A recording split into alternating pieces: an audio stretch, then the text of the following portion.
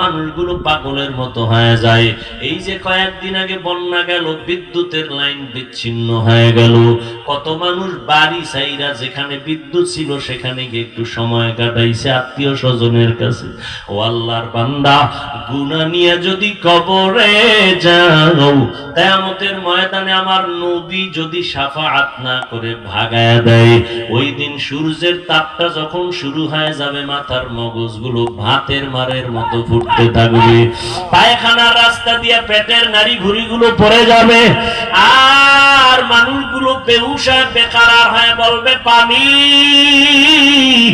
আল্লাহ পাক তখন পানি পুষগুলো জাহান্নামের থেকে আইনা এগুলো পলিত নয় নারী বুড়িগুলো গরম করে করে এরপরে মানুষের সামনে দিবে।